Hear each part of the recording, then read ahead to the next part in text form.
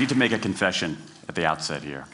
A little over 20 years ago, I did something that I regret, something that I'm not particularly proud of, something that in many ways I wish no one would ever know, but that here I feel kind of obliged to reveal. In the late 1980s, in a moment of youthful indiscretion, I went to law school. Now, in America, law is a professional degree. You get your university degree, then you go on to law school. And when I got to law school, I didn't do very well. To put it mildly, I didn't do very well. I, in fact, graduated in the part of my law school class that made the top 90% possible. Thank you. I never practiced law a day in my life. I pretty much wasn't allowed to. But today, against my better judgment, against the advice of my own wife, I want to try to dust off some of those legal skills, what's left of those legal skills. I don't want to tell you a story. I want to make a case. I want to make a hard-headed, evidence-based, dare I say lawyerly case for rethinking how we run our businesses. So, ladies and gentlemen of the jury, take a look at this.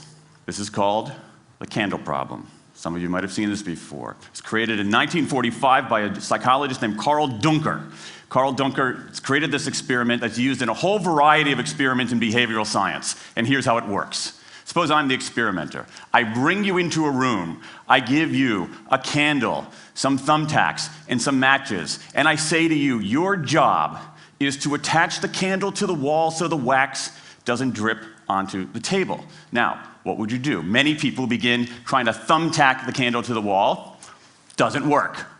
Some people, and I saw somebody kind of make the motion over here, some people have a great idea where they light the match, melt the side of the candle, try to adhere it to the wall. It's an awesome idea, doesn't work.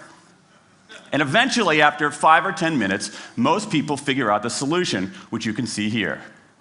The key is to overcome what's called functional fixedness. You look at that box and you see it only as a receptacle for the tacks, but it can also have this other function as a platform for the candle.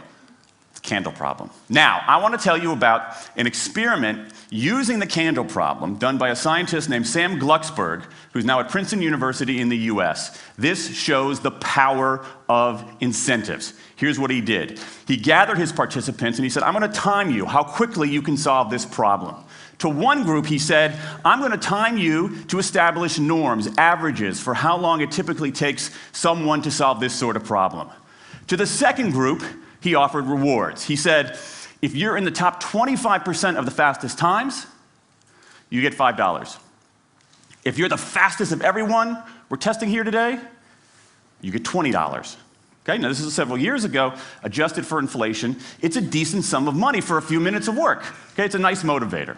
Question, how much faster did this group solve the problem? Answer, it took them on average 3.5 minutes longer. 3.5 minutes longer. Now this makes no sense, right? I mean, I'm an American, I believe in free markets, that's not how it's supposed to work, right? If you want people to perform better, you reward them, right? Bonuses, commissions, their own reality show, incentivize them. That's how business works, but that's not happening here.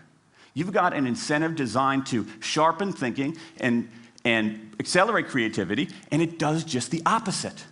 It dulls thinking and blocks creativity. And what's interesting about this experiment is that it's not an aberration. This has been replicated over and over and over again for nearly 40 years. These contingent motivators. If you do this, then you get that.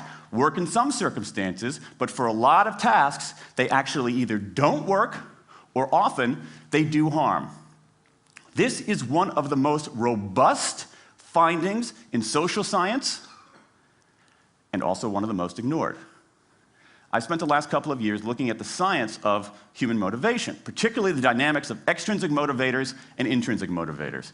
And I'm telling you, it's not even close. If you look at the science, there is a mismatch between what science knows and what business does. And what's alarming here is that our business operating system, think of the set of assumptions and protocols beneath our businesses, how we motivate people, how we apply our human resources. It's built entirely around these extrinsic motivators, around carrots and sticks. That's actually fine for many kinds of 20th century tasks. But for 21st century tasks, that mechanistic reward and punishment approach doesn't work, often doesn't work, and often does harm. Let me show you what I mean. So Glucksberg did another experiment similar to this, where he presented the problem in a slightly different way, like this up here. Okay? Attach the candle to the wall so the wax doesn't drip onto the table. Same deal. You were timing for norms. You were incentivizing. What happened this time? This time, the incentivized group kicked the other group's butt. Why? Because when the tasks are out of the box, it's pretty easy, isn't it? If-then rewards work really well for those sorts of tasks, where there's a simple set of rules and a clear destination to go to. Rewards, by their very nature, narrow our focus, concentrate the mind. That's why they work in so many cases. And so for tasks like this, a narrowed focus where you just see the goal right there, zoom straight ahead to it, they work really well. But for the real candle problem, you don't want to be looking like this. The solution's not over here. The solution's on the periphery. You want to be looking around. That reward actually narrows our focus and restricts our possibility. Let me tell you why this is so important. In Western Europe, in many parts of Asia, in North America, in Australia, white-collar workers are doing less of this kind of work and more of this kind of work. That routine, rule-based, left-brain work, certain kinds of accounting, certain kinds of financial analysis, certain kinds of computer programming, has become fairly easy to outsource, fairly easy to automate. Software can do it faster. Low-cost providers around the world can do it cheaper. So what really matters are the more right-brain, creative, conceptual kinds of abilities. Think about your own work. Think about your own work. Are the problems that you face, or even the problems we've been talking about here, are those kinds of problems, do they have a clear set of rules and a single solution? No. The rules are mystifying. The solution, if it exists at all, is surprising and non-obvious. Everybody in this room is dealing with their own version of the candle problem. And for candle problems of any kind, in any field, those if-then rewards, the things around which we've built so many of our businesses, don't work. Now, I mean, it makes me crazy. And this is not, here's the thing, this is not a feeling, okay? I'm a lawyer, I don't believe in feelings. This is not a philosophy. I'm an American, I don't believe in philosophy. This is a fact, or as we say in my hometown of Washington, D.C., a true fact. Let me